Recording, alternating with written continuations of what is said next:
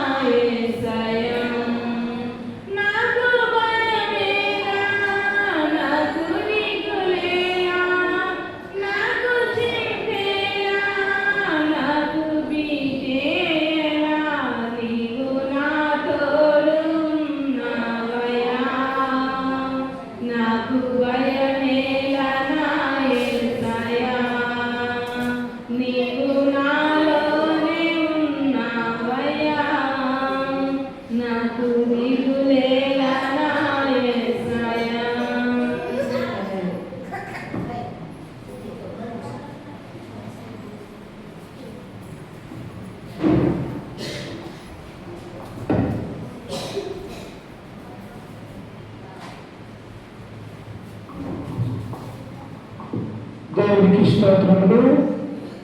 క్రీస్తునందు ఈ రాత్రికాల సమయంలో కూడి వచ్చిన సకల పరిశుద్ధులకు, చిన్న పిల్లలకు, యవనస్తులకి మన రక్షకుడు ప్రభు అయినటువంటి యేసుక్రీస్తు నామమున మీ అందరికీ వందనాలు తెలియజేస్తూ ఉన్నాను.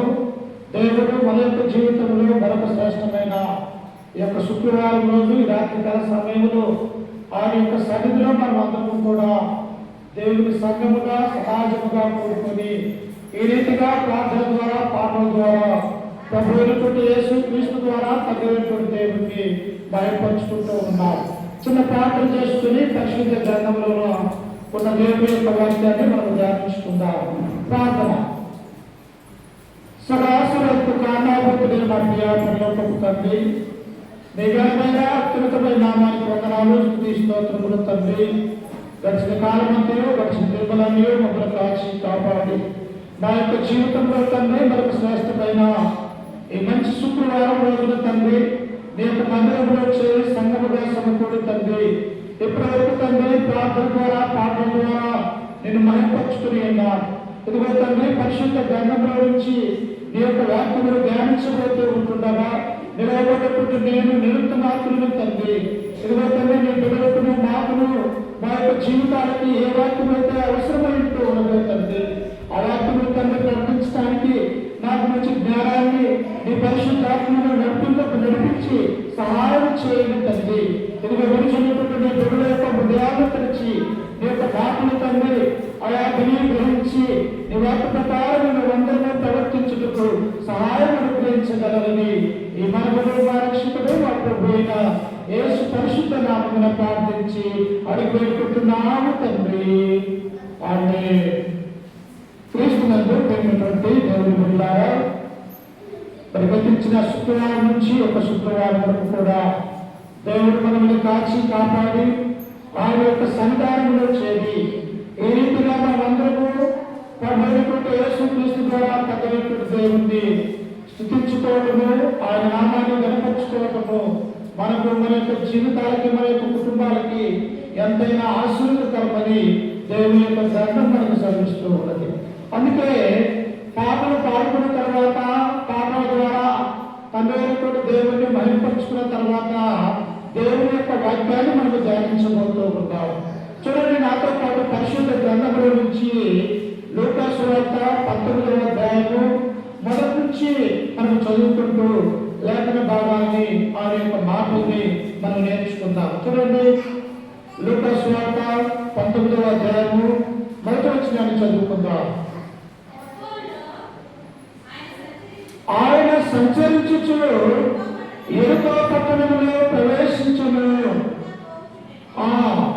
సుంకపు గుత్తదారుడును ధనవంతుడైన జక్కయ్య అని పేరు గల ఒకడు యేసు ఎవరిని చూడకూడదు కానీ పొట్టివాడైనందున జనుల గుంపు కూడి ఉండినందున చూడలేక పోయింది. ఇక్కడ గమనించినట్లయితే పిల్లారా, మానవులను నిర్మించుటలో తండ్రి దేవుడు ఒక సంకల్పాన్ని కలిగి ఉంటూ ఉన్నారు.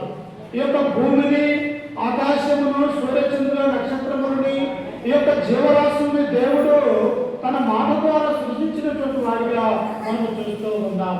అయితే ఈ యొక్క క్రొత్త నిబంధన యొక్క చట్టానికి వచ్చేసరికి ప్రభు అయినటువంటి యేసుక్రీస్తు వారి యొక్క లోకంలోకి వచ్చి ఆయా ప్రాంతాలలో, ఆ దేశములలో ఆయన సంచరించుచు ఏమని బోధిస్తూ ఉన్నదట? పరలోక రాజ్యము సమీపించి ఉన్నది, మీరు మారు మనస్సు పొందుడి అంటుంది. అంటే ఇదిగో రాజు వస్తూ ఉన్నారు అని బాప్తిస్మమిచ్చి యోహాను గారు బోధించి ఉన్నాడు. రాజు యొక్క లోకంలోనికి వచ్చినటువంటి వాడిగా మనం చూడగలుగుతూ ఉన్నాం. ఎవరు మనకు రాజు? ప్రభు అయినటువంటి యేసుక్రీస్తు మనకు రాజు. ప్రియులారా, మనమందరం కూడా రాజ్యంలో ఉండాలి అంటే ఆయన యొక్క మరి రాజుగా సింహాసనం మీద కూర్చున్నటువంటి ఆయన మనల్ని పరిపాలన చేస్తూ ఉన్నాడు అంటే మనము ఆయన యొక్క రాజ్యంలోనికి రావాలని దేవుడు కోరుకుంటూ ఉన్నాడు. అందుకని ఇక్కడ మనం గమనిస్తూ ఉంటే యేసుక్రీస్తు వారు జీవించినటువంటి కాలంలో ఆయన గలిలయ దేశానికి వెళ్ళి ఉన్నాడు, ఆ తర్వాత సమరయ దేశానికి వెళ్ళి ఉన్నాడు, ఆ తర్వాత యూదా దేశానికి వెళ్ళి ఉన్నాడు, ఆ తర్వాత దెకపల్లి అనే 10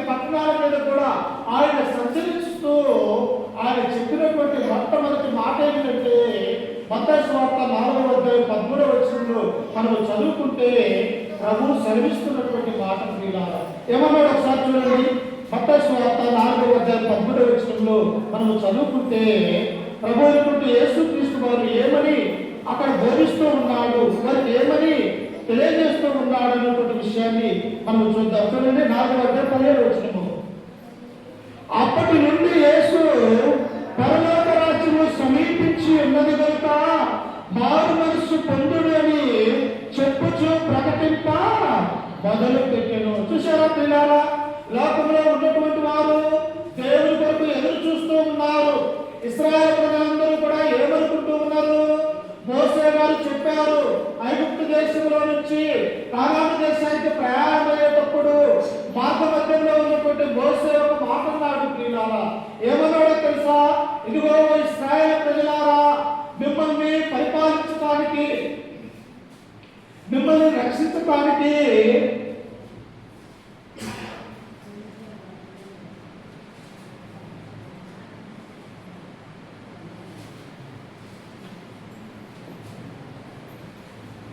ఏమని సెలవిచ్చాడంట?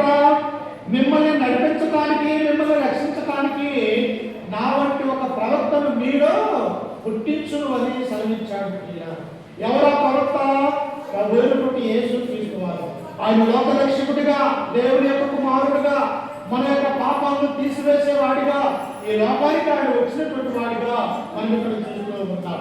అప్పుడు ఆయన ఒక ప్రాంతానికి వచ్చి నాడు ప్రియులారా. ఏ ప్రాంతం ఉంటుంది చూడండి. లూకా సువార్త 19:1. ఏ ప్రాంతం ఉంటుంది? ఆయన సంచరించుచు యెరికో పట్టణములో ప్రవేశించును. ఏ పట్టణం అంటది? యెరికో పట్టణము. కొన్ని పట్టణాలకి కొంత అర్థాలుంటూ ఉన్నాయి ప్రియులారా. యెరూషలేము యొక్క పట్టణం ఉన్నది. దాని యొక్క భావం ఏమిటి? అది పరలోక రాజ్యానికి సాదృశ్యమైనటువంటి పట్టణముగా మనం చూడగలం ప్రియులారా. సొదొమ గొమొర్రా అనే పట్టణాలు ఉన్నవి. దాని సాదృశ్యం ఏమిటి? అది నాశనమైపోయినటువంటి పట్టణం అని బైబిల్లో మనకు సెలవిస్తూ ఉన్నది. అలాగనే మమ్రే అనేటువంటి ఒక గుడారం ఉన్నది. దానికి అర్థం ఏమిటి? దేవదూతలకు ఆదిత్యము చేసినటువంటి ప్రాంతం అనేది అక్కడ ఉంటూ ఉన్నది. అలాగనే ఈ యెరికో పట్టణం అనేది దాని గురించి మనం ఆలోచిస్తూ ఉన్నప్పుడు అది దేవుని చేత శపించబడినటువంటి పట్టణం. చూసారా? యెరికో పట్టణం ఎలాంటిదంట? దేవుని చేత శపించబడినటువంటి పట్టణము. ఎందుకు దానిని దేవుడు శపించాడు అన్నటువంటి విషయాన్ని మనము లోతుగా అధ్యయనం చేసినట్లయితే చూడండి, పరిశుద్ధ గ్రంథముల నుంచి యెహోషువ గ్రంథము ఒకసారి ఎందుకు దానిని దేవుడు శపించినాడు అన్నటువంటి విషయాన్ని మనము చూడబోతూ ఉన్నాం. యెహోషువ గ్రంథము 6:17 గురించి చదువుకుందాం. చూడండి, యెహోషువ గ్రంథము 6:17. ఈ పట్టణమును దీనిలో ఉన్నది యావత్తును యెహోవా వలన శపించబడెను. ఏ పట్టణం అంట? యెరికో పట్టణము.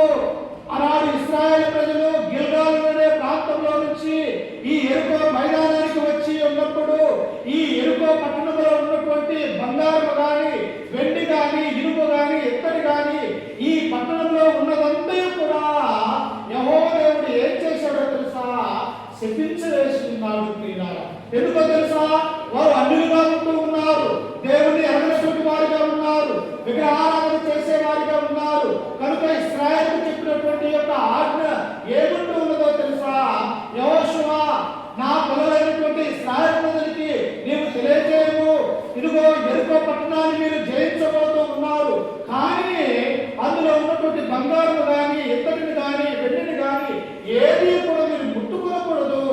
ఇది దేవుని చేత శపించబడినటువంటి పట్టణము అని దేవుడు యెహోషువ ద్వారా ఈ పట్టణాన్ని శపించినటువంటి వాడిగా మనం చూస్తూ ఉంటాం. అప్పుడు అయితే అది శపించి ఉన్నది, కానీ ఇశ్రాయేలు ప్రజలైనటువంటి వారు ఏం చేశారో తెలుసా? ఆ శపించబడినటువంటి పట్టణంలో నుండి కొంత బంగారాన్ని యూదా గోత్రానికి చెందినటువంటి ఆతాను అనేటువంటి వ్యక్తి తన గుడారంలో దాచుకున్నాడు. అమ్మా, దేవుని యొక్క ఆజ్ఞను అతిక్రమిస్తే ఏమైపోతుంది? ఆజ్ఞ అతిక్రమే పాపమై, పాపము పరిపక్వమై మరణాన్ని లేదు కంటూ ఉంది. అంటే దేవుని యొక్క మాటల్ని మానవులుగా ఉన్నటువంటి వారిని అతిక్రమించకూడదు ప్రియులారా. అతిక్రమిస్తే ఏమైపోతారు? పూర్తిగా నాశనం అయిపోయేవారుగా మనం ఉంటూ ఉంటాం. అందుకనే దేవుడు అంటాడు, మేలైనది చేయనిది అలా చేయకుండా పాపం ప్రియులారా. మేలైనటువంటిది ఏంటది?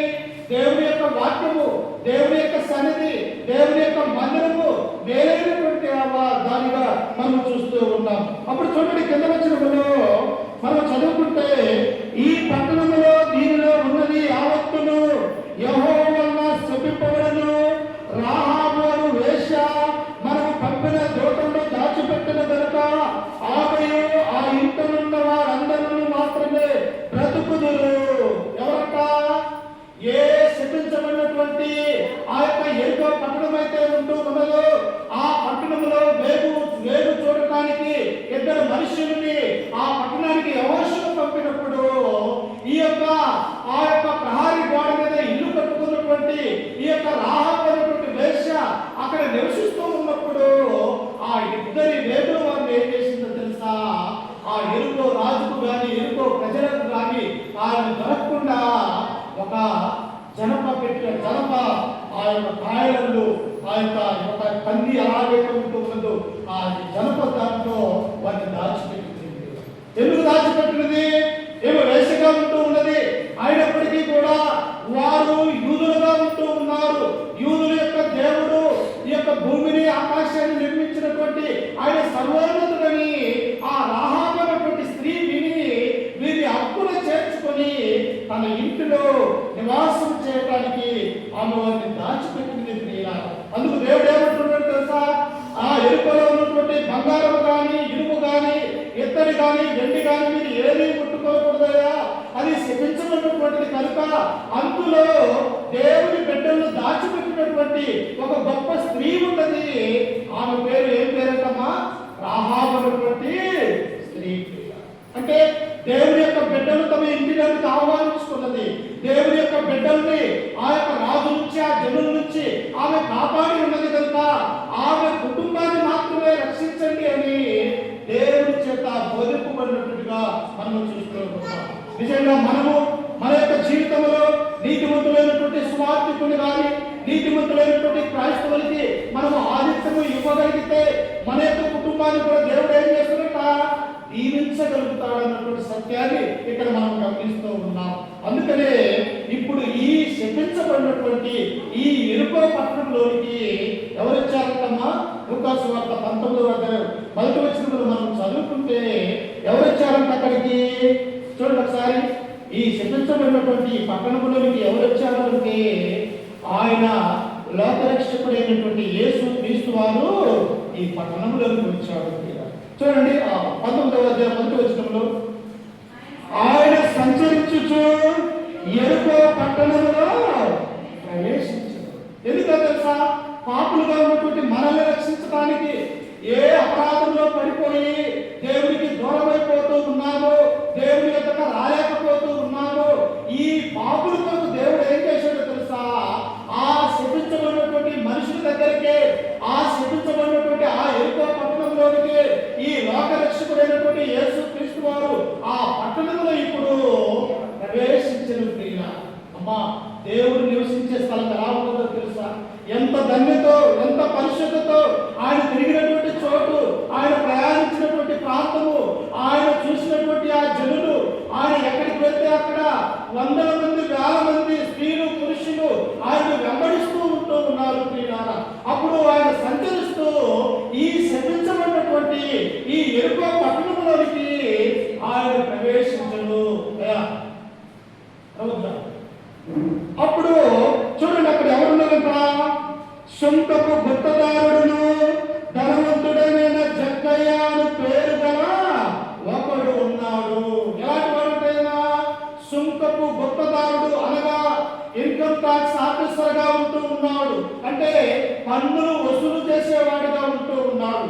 వాళ్ళు ఎలా వసూలు చేస్తారో తెలుసా? పన్ను ఇలా కూడా మనం చూస్తున్నాం ప్రభుత్వాలలో.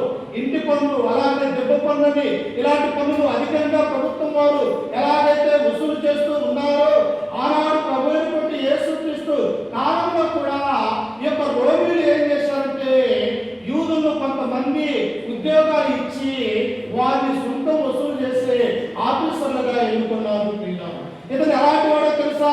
ఒక 5 రూపాయలు ఒక మనిషి దగ్గర వసూలు చేయమంటే ఇతను 20 రూపాయలు వసూలు చేసేవాడిగా ఉన్నాడు. అంటే అక్రమంగా ఏం చేస్తూ ఉన్నాడట? ఆ యూదుల దగ్గర వసూలు చేసేవాడిగా ఇతను ఉంటూ ఉన్నాడు. అందుకని ఇక్కడ ఏమంటూ ఉన్నాడు? సొంతపు గుత్తదారుడును ధనవంతుడునైన జక్కయ్య అని పేరు గల ఒకడక్కడ ఉన్నాడు. నిజంగా ధనవంతులైనటువంటి వారు ఏం చేస్తారు? తన ధననిధిని ఎలా పెంచుకోవాలని ఆలోచన కలిగి ఉంటారు. పేదలుగా ఉన్నటువంటి మనకన్నా నిద్ర వస్తుంది, కానీ ధనవంతులైనటువంటి వారికి నిద్ర రాదు. ప్రియులారా, ఎందుకో తెలుసా?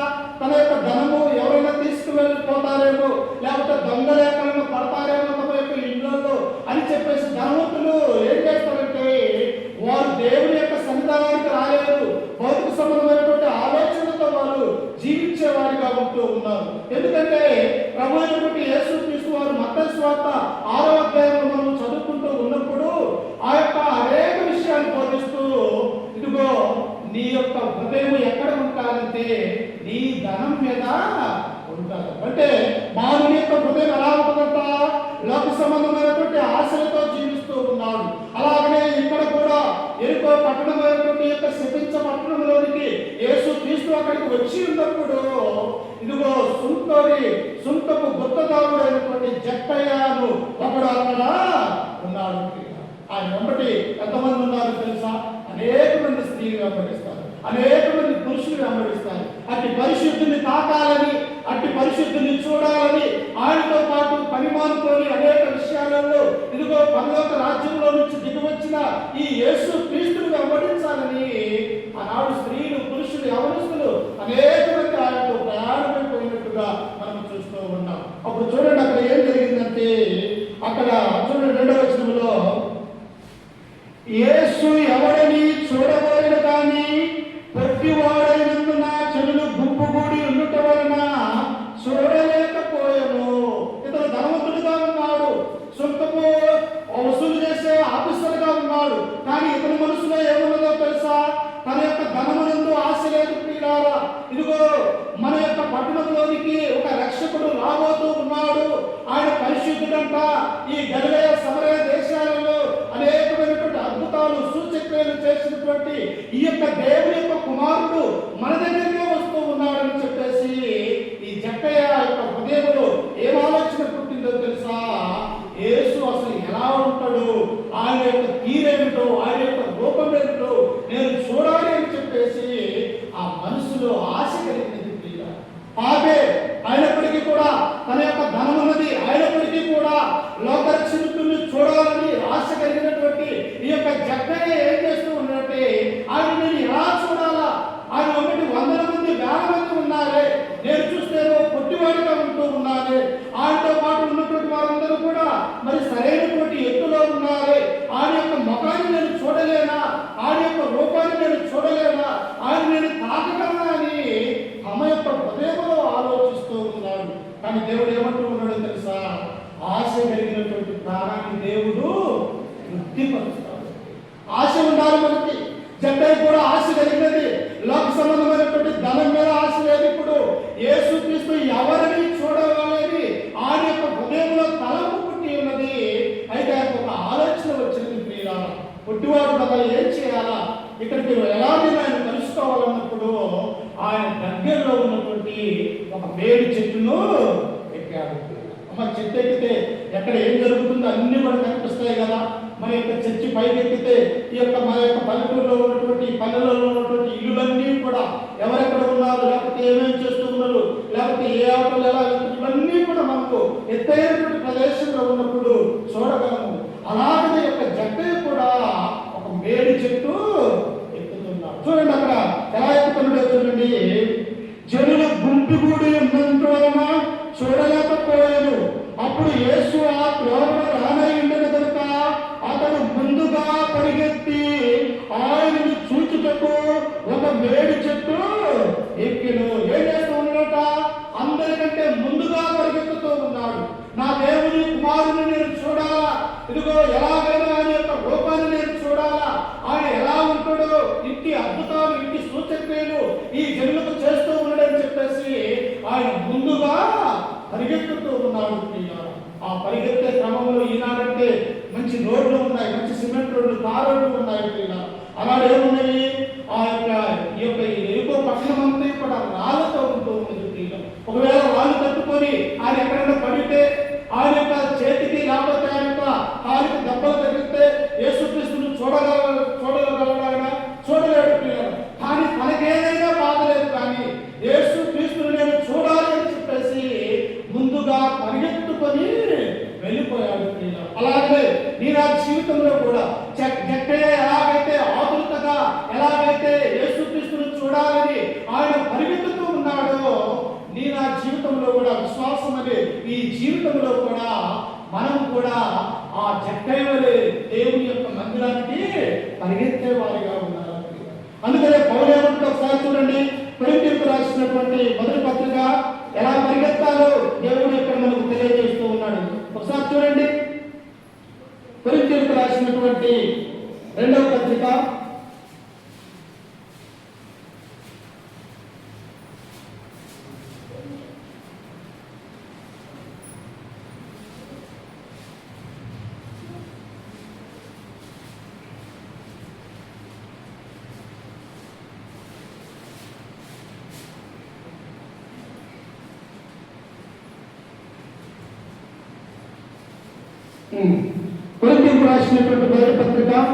9వ అధ్యాయము చూడండి ఒకసారి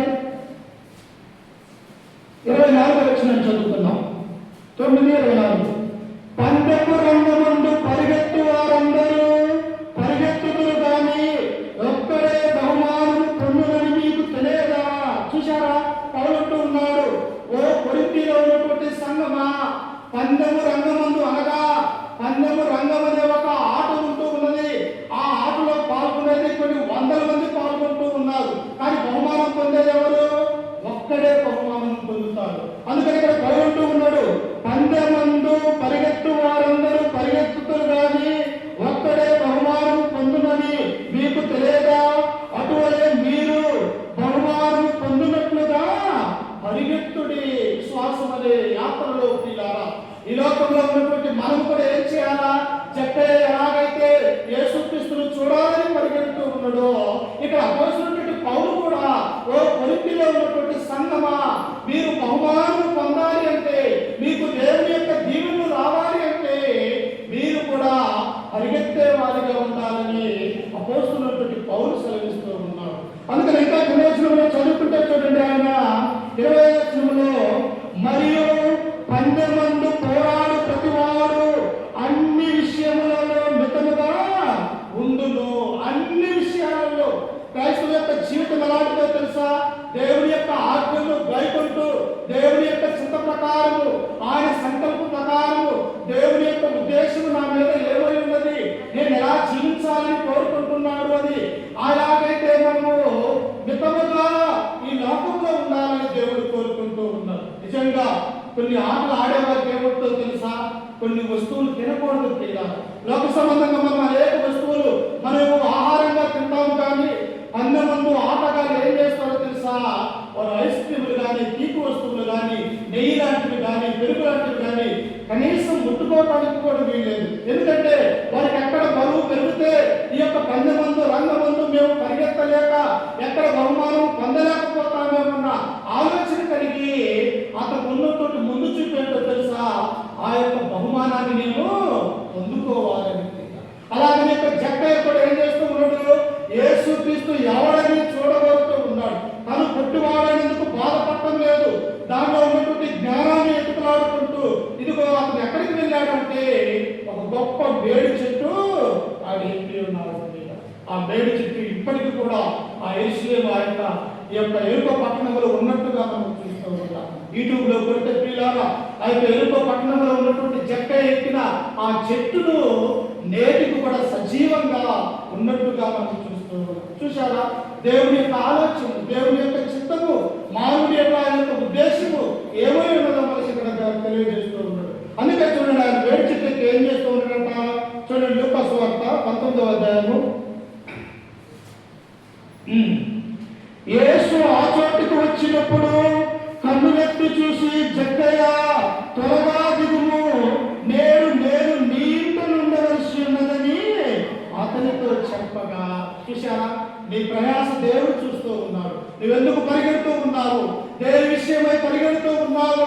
ఆ పరమందున్నటువంటి దేవుడు నీ నా జీవితాన్ని మనం చూస్తూ ఉన్నాం. ఒకవేళ భౌతిక సంబంధంగా మనం పరిగెడుతూ ఉన్నామా, లేకపోతే ఆత్మ సంబంధంగా దేవునిలో మనం పరిగెడుతూ ఉన్నామా, లేకపోతే సోమరుగా యొక్క లోకంలో జీవిస్తూ ఉన్నామన్నది ఆ పరలోకమున్నటువంటి దేవుడు మనల్ని చూస్తూ ఉన్నాడు.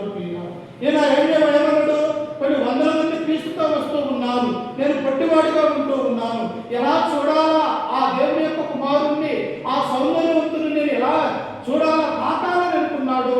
తనకున్నటువంటి జ్ఞానంతో ఆ వేడి చెట్టుని ఎక్కాడు. అప్పుడు ప్రభుతో పాటున్న స్త్రీలు పురుషులు అందరూ ఆ చోటుకి వచ్చినప్పుడు ఏ వేడి చెట్టు అయితే జక్కయ్య ఎక్కి ఉన్నాడో అదే చెట్టు దగ్గరికి ప్రభు అక్కడికి వచ్చి, జక్కయ్య త్వరగా దిగుము అంటూ ఉన్నాడు. శ్రమలనే భారములు, లోకమనే భారములు, అనేకమైనటువంటి సమస్యలలో మనము కూడా ఒక చెట్టులాగా ఎలాగైతే ఈనాడు ఎక్కగలుగుతూ ఉన్నాము శ్రమలతో, బాధలతో, కానీ మన యొక్క భారాన్ని ఎవరు తీర్చగలరు? ప్రభువైనటువంటి యేసుక్రీస్తు వారు తీరారు. అందుకనే మత్తయి సువార్త 11వ అధ్యాయము 28వ వచనములో, ప్రయాసపడి భారం మోసుకొనుచున్న సమస్తమైన వారలారా నా యొద్దకు రండి, నేను మీకు విశ్రాంతిని కలుగజేస్తాను. ఈ లోకంలో విశ్రాంతి ఉన్నదమ్మా. మానవుల యొక్క జీవితం 70 సంవత్సరాలు అయినప్పటికీ కూడా ఉదయం లేచిన దగ్గర నుంచి అనేకమైనటువంటి పనులలో, ఉద్యోగాలలో, లేకపోతే కష్టమైనటువంటి పనులలో చేస్తున్నప్పటికీ కూడా మనకు ఏది కూడా విశ్రాంతి లేదు. కానీ ఎక్కడ ఉంటుందంటే విశ్రాంతి?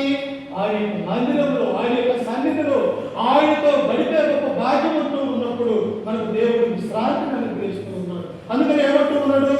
ఇదిగో మీరు సమస్తమైనటువంటి పనుల మీద ఉంటూ ఉన్నారు, మీ పనులు మారుకొని, ఏ పనులని? భౌతిక సంబంధమైనటువంటి పనులు మారుకొని నా యొద్దకు రండి, నేను మీకు విశ్రాంతిని అనుగ్రహిస్తూ ఉన్నాడు. లోకంలో నెమ్మది లేకుండా ఉన్నాం. మనకు నెమ్మది, సంతోషము, సమాధానము ఎక్కడ దొరుకుతూ ఉన్నది? ఆయన యొక్క సన్నిధిలో, ఆయన యొక్క మందిరంలో, ఆయన యొక్క వాక్యం వింటూ ఉన్నప్పుడు, ఆయన పాటలు పాడుతూ ఉన్నప్పుడు, ఆయనలో పూర్తిగా ఆత్మ సంబంధంగా ఉంటూ ఉన్నప్పుడు, ఆయన పరిశుద్ధ సహవాసము మనకు కలిగి ఉన్నప్పుడు మనకు శాంతి, సమాధానం, నెమ్మది అనేది మన యొక్క జీవితంలో ఉంటూ ఉన్నది. ఈ యొక్క జక్కయ్య కూడా డబ్బు ఉన్నది, ధనం ఉన్నది, కానీ జీవితంలో ఏం లేదంట? నెమ్మది లేదు, సంతోషం లేదు. ఎలాగైనా క్రీస్తును చూడాలని వేడి చెట్టెక్కాడు. ఇప్పుడు దేవుడే ఆయన దగ్గరికి వచ్చాడు. వచ్చి, జక్కయ్య త్వరగా దిగుము, నేను నీ ఇంట ఉండవలసి ఉన్నది. చూశారా? మన ఇంట్లో ఉండాలంటే మన హృదయం సరిగా ఉండాలి. మన ఇంట్లో దేవుడు నివసించాలంటే మన యొక్క ఆలోచనలు, మన యొక్క పద్ధతులు దేవుళ్ళలో ఉన్నట్టయితే, జక్కయ్య ఇంటికి ఎలాగైతే నేను నీ ఇంట ఉండవలసి ఉన్నదని ప్రభు అంటూ ఉన్నాడో, ఈ రాత్రి వేళ సమయంలో దేవుడు మన యొక్క ఇంటికి కూడా ఆహ్వానించుకుంటే ఎంత ఆనందంగా ఉంటుందో ఒకసారి ఆలోచన చేయగలుగుతారు. అందుకనే అక్కడ ఏమంటున్నాడో చూడండి, ఆ యొక్క చోటుకు వచ్చినప్పుడు కన్నులెత్తి చూసి, జక్కయ్య త్వరగా దిగుము, నేను నీ ఇంట ఉండవలసి ఉన్నదని అతనితో చెప్పగా, అతను త్వరగా దిగి సంతోషముతో ఆయనను చేర్చుకొని. అప్పుడు సంతోషం లేదు, ధనం ఉన్నది, ఆస్తి ఉన్నది, ఐశ్వర్యం ఉన్నది, గొప్ప ఉద్యోగం ఉన్నది, కానీ తన యొక్క జీవితంలో ఏమి లేదంట? సంతోషం అనేది, సమాధానం అనేది లేదు. ఎప్పుడైతే యేసుక్రీస్తు యొక్క మాట అన్నాడో, ఆయన త్వరగా దిగి సంతోషంతో తన యొక్క ఇంటికి ఆయన తీసుకొని వెళ్ళిపోయాడు. ఇక ఆ ఇల్లు ఎలా ఉంటుందమ్మా? లోకరక్షకుడే నీ నా పాపాన్ని ఆ కల్వరి లోకల యొక్క రక్తం ద్వారా చిందించి, ఆ పరిశుద్ధులైనటువంటి యేసుక్రీస్తు వారు ఆయన మరణించి సమాధి చేయబడి అనేక శ్రమలు అనుభవించి ఆయన మరణించి సమాధి చేయబడి తిరిగి లేచిన ఈ లోకరక్షకుడే జక్కయ్య ఇంటిలో ఉన్నాడంటే ఆ యొక్క ఇల్లు ఎంత సుగంధమైనటువంటి వాసన వెదజల్లి ఉండొచ్చు. ఒకసారి ఆలోచన చేయండి. లోటుగా ఆలోచిస్తూ ఉన్నప్పుడు నీ మనసు కరగదా? లోటుగా ఆలోచిస్తూ ఉన్నప్పుడు యేసుక్రీస్తు వారు ఆయన యొక్క ఇంటిలోనికి వెళ్ళి ఉన్నాడంటే మన ఇంటిలోనికి రాడా? వస్తాడు పిల్లాడా? అందుకనే దేవుడు అంటూ ఉన్నాడు, ఇదిగో నేను తలుపు యొక్క నిలుచొని తట్టుచున్నాను, ఎవరైనా నా స్వరం విని తలుపు తీసిన ఎడలా నేను వాళ్ళు కలిసి భోజనం చేస్తాను. చూసారా? ఒక దేవుడి కుమారుడైంది పరిశుద్ధులతో, దేవతలతో నిత్యము స్తుతింపబడుతున్నటువంటి ఆయన మన యొక్క జీవితంలో, మన యొక్క ఇంటిలోనికి వచ్చి భోజనం చేస్తూ ఉన్నాడు అంటే ఆయన మానవుని ఎంత ప్రేమిస్తూ ఉన్నాడో ఒకసారి ఆలోచన చేయండి. అందుకనే యోహాను సువార్త 3:16 వచ్చినప్పుడు దేవుడు లోకమును ఎంతో ప్రేమించెను. ఎంతో తెలుసా, దేవుడు తన ఒక్కగానొక్క కుమారుడైన యేసుక్రీస్తు వారిని మన పాపముల నిమిత్తమై, మన అపరాధముల నిమిత్తమై, ఇదిగో ఎవరు లేనటువంటి వారిగా ఆయన వెంబడించినటువంటి శిష్యులు వదిలివేశారు. ఆ తర్వాత ఆయన ద్వారా స్వస్థత పొందినటువంటి అనేక మందిని ఆయన వదిలివేశారు. ఇద్దరు దొంగల మధ్య శిలువ వేయబడ్డట్టుగా దేవుడి కుమారుని అక్కడ మనం చూడగలుగుతున్నాం. కలువరిలో గోల్కొత్త కపాలం అన్నటువంటి స్థలములో ఇరుపక్క దొంగల వద్ద శిలువ వేయబడ్డ ఈ యేసుక్రీస్తు ఎందుకు ఈ విధంగా ఆయన తన యొక్క రక్తాన్ని కార్చవలసిన అవసరం ఏర్పడదంటే మనం ఈ కింద వచనంలో చదువుకుంటూ ఉన్నప్పుడు మనకు ఆ భావం అర్థమైతే అప్పుడు చూడండి, ఆ కింద వచనంలో ఏమని ఉన్నదో చూడండి. అందరూ అది చూసి 7వ వచనము, ఈయన పాపి అయిన మనుషుల యొక్క బస చేయ వెళ్ళని చాలా సనుగుకొనిది. ఏంటిరా, ఇతను దుర్మార్గుడే, ఇతను పాపే, ఇతను సొంత వసూలు చేసేవాడే, వీడు 5 రూపాయలు వసూలు చేయమంటే 20 రూపాయలు వసూలు చేసే దుర్మార్గుడైనటువంటి ఈ యొక్క జక్కయ్య ఇంటికి ఈ పరిశుద్ధుడైనటువంటి ఈయన ఎలా ఇంటికి వచ్చాడు అని అక్కడ ఉన్నటువంటి వారందరూ కూడా ఆశ్చర్యపోతూ ఉన్నారు. అమ్మా, ఈ లోకంలో ఎవరమన్నా నీతిమంతులు ఉన్నామా? ఎవ్వరు, నాతో పాటు కూడా ఎవ్వరు నీతిమంతులు లేరు. ఎందుకో తెలుసా, ఆదాము అవ్వ దేవుని యొక్క ఆజ్ఞలు అతిక్రమించడం వల్ల ఈ లోకంలోనికి పాపాన్ని తీసుకుని వచ్చారు. ఆ పాపము ఎన్నో సంవత్సరాలు, వేల సంవత్సరాలు అలాగనే కొనసాగుతూ ఉన్నది. కానీ ఎప్పుడైతే యేసుక్రీస్తు యొక్క లోకానికి వచ్చి తన యొక్క ప్రాణాన్ని, తన యొక్క రక్తాన్ని మన కొరకు చిందించి ఉన్నాడో మనల్ని తండ్రికి ఆ యొక్క దగ్గరగా చేసినటువంటి వారిగా మనం చూస్తాం. అప్పుడు అక్కడ ఉన్నటువంటి వారు చాలా సనుగుకుంటూ ఉన్నారు. అప్పుడు చూడండి ఏమంటున్నాడంట, 7వ వచనంలో మనం చూస్తే ఎందుకు చూడండి ఒకసారి. జక్కయ్య నిలవబడి, ఇదిగో ప్రభువా, నా ఆస్తిలో సగము బేదలెత్తుచున్నాను. నేను ఎవరి యొక్కను అన్యాయముగా దేనిని తీసుకునే పక్షమున అతనికి 400 మరలా చెల్లించునని ప్రభువుతో చెప్పను. మార్పు చెందాడు తిన్నాను. అందుకని దేవుడు ఏమంటున్నాడు, అయ్యా పరలోక రాజ్యం సమీపించి ఉన్నది, మీ మనసు మార్చుకొని దేవుని యొక్క రాజ్యంలోనికి రండి, ఆయన యొక్క సంఘంలోనికి మీరు రండి, ఆయన హక్కును చేర్చుకోవడానికి నన్ను పంపించిన వారి ప్రభు అయినటువంటి యేసుక్రీస్తు వారు ఆనాడు బాధ చేసినట్టుగా మనం చూస్తూ ఉన్నాం. వెంటనే జక్కయ్య క్రీస్తు తన ఇంటిలోకి ఎప్పుడైతే వచ్చాడో తన మనసు మార్చుకున్నాడు. తన యొక్క హృదయాన్ని ఏం చేశాడు, పూర్తిగా మార్చుకున్నాడు. హృదయంలో ఏముంటుందమ్మా, ఇర్మియా గ్రంథంలో మనం చదువుకుంటే హృదయం అన్నిటికంటే మోసకరమైనది, అది ఘోరమైన వ్యాధి గలది. ఆ వ్యాధిని మార్చేది ఎవరమ్మా, యేసుక్రీస్తు. అప్పుడు జక్కయ్య నిలబడుతూ ఉన్నాడు, అయ్యా నేను ఎంతో అన్యాయంగా తీసుకున్నటువంటి, ఇదిగో ఎవరి యొక్క నేను అన్యాయంగా తీసుకుంటే వాడికి ఎన్నంతలు చెల్లిస్తానంట, 4 గంటలు తిరిగి చెల్లిస్తాను. నేను 5 రూపాయలు వాడి కాడ వసూలు చేస్తే నేను 25 రూపాయలు తిరిగి నేను చెల్లిస్తాను. ఎందుకో తెలుసా, లోక సంబంధమైనటువంటి ధనము నాకు అవసరం లేదు.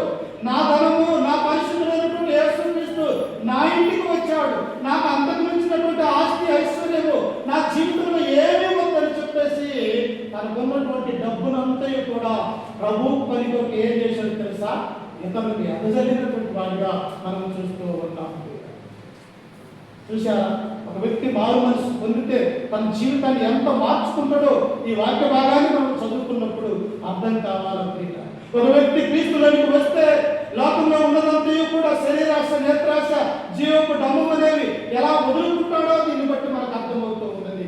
ఒకవేళ నీ నా జీవితంలో కూడా సాతాను వాడు అనేకమైనటువంటి క్రియలు చేసి మన యొక్క విశ్వాస జీవితాన్ని ఈ లోకంలో నశింప చేయడానికి వాడు ఆలోచన కలిగి ఉన్నట్లయితే, అట్టిది మన హృదయంలో ఏదైనా ఉన్నట్లయితే దాన్ని ఏం చేయాలా, తీసి చెక్క ఎలాగైతే పనివేశారు అలాగే మన యొక్క జీవితంలో కూడా దాన్ని చేయాలి. అప్పుడు చూడండి, కింద వచనంలో మనం చదువుతుంటే ఏం చేస్తూ ఉన్నాడంట, 9వ వచనంలో, అందుకు యేసు ఇతరుడు అబ్రహాము కుమారుడు కనుక నేడు ఈ ఇంటికి రక్షణ వచ్చినది. అప్పుడు అబ్రహాము కుమారుడు కాదా? అబ్రహాం అంటే ఎవరికి? విశ్వాసులకు తండ్రి అబ్రహాము. ఎవరికి? పురుషులకి. విశ్వాసులకి తల్లి ఎవరు?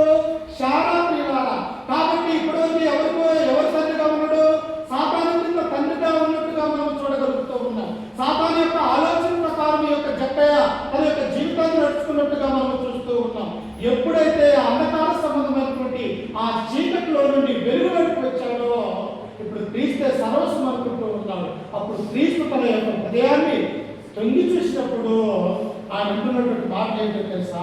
ఇదిగో ఈ జక్కయ్య కూడా అబ్రహాం యొక్క కుమారుడే. మరి నీవు నేను అబ్రహాం కుమారుడిగా, శారాకు కుమార్తెగా కావాలంటే మన యొక్క జీవితాన్ని కూడా జక్కయ్య వలె మార్చుకునే వారిగా మనం ఉండాలి. అందుకనే యేసుక్రీస్తు ఇక్కడ ఏమంటూ ఉన్నాడో కింద వచ్చిన అందుకు యేసు ఇతడు అబ్రహాము కుమారుడు కనుక నేడు ఈ ఇంటికి రక్షణ వచ్చి ఉన్నది. ఒకవేళ భూలోకంలో చనిపోయి ఉండవచ్చు జక్కయ్య, కానీ ఆ పరలోక రాజ్యంలో తండ్రి అయినటువంటి అబ్రహాము యొక్క కుడి వైపున కూర్చొని ఉండొచ్చు, పరదేశంలో దేవతలతో సహవాసాన్ని కలిగి ఉండవచ్చు. అందుకనే ఈ లోక సంబంధమైనటువంటి ఈ జీవితంలో మన యొక్క ప్రాణం మన యొక్క శరీరంలో ఉండగానే మనం ఏం చేయాలో తెలుసా?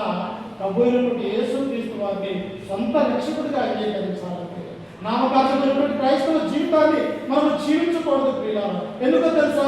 ఏ గడియ ఏం జరుగుతుందో, ఎవరు ఎక్కడ మరణిస్తారో, ఎప్పుడు ఎవరికి శ్రమలు వస్తాయో ఈ భూలోకంలో మనం తెలియనటువంటి వారిగా ఉంటూ ఉన్నాం. కనుక మనం ఏం చేయాలా?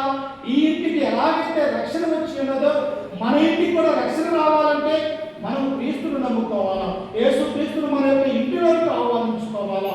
ఒక లూదియా స్త్రీ ఎలాగైతే దేవుని యొక్క వాక్యం మీద అపోస్తులైనటువంటి పౌలు సేవలో తనతో పాటు ఉన్నటువంటి ఆ బృందాన్ని తన యొక్క ఇంటికి ఆహ్వానించుకొని తన కుటుంబాన్ని మార్చుకోగలిగినదో, ఈనాడు స్త్రీలుగా పురుషులుగా ఉన్నటువంటి మనము క్రీస్తును ఎలాగైతే జక్కయ్య తన ఇంటిలోనికి ఆహ్వానించుకొని రక్షణ పొందిన కుటుంబముగా ఈ గ్రంథంలో రాయబడ్డాడో మనము కూడా ఈ గ్రంథంలో రాయబడాలంటే చివరికి ఒక మాట చదువుకొని ముగించుకుందాం. చూడండి, ప్రకటన గ్రంథము 2వ అధ్యాయం ఒకసారి చూడండి. ప్రకటన గ్రంథము 2వ అధ్యాయము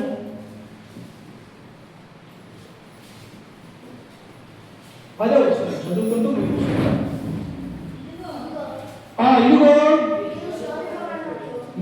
ఇదిగో మీరు శోధింపబడినట్లు అపవాది మీలో కొందరిని చెరలో వేయబోచున్నాడు.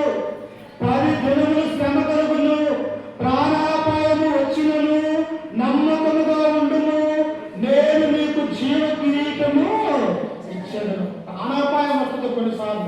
క్రైస్తవులుగా ఉండాలంటే అన్నదమ్ముల ద్వారా, రక్త సంబంధికుల ద్వారా, అక్క చెల్లెల ద్వారా, బంధువుల ద్వారా, లేకపోతే గ్రామంలో ఉన్నటువంటి వారి ద్వారా కొన్ని శ్రమలు మనకు రావచ్చు ప్రియులారా. కానీ ఆ శ్రమలలో నుంచి మనల్ని బయటపడవేసేది ఎవరు?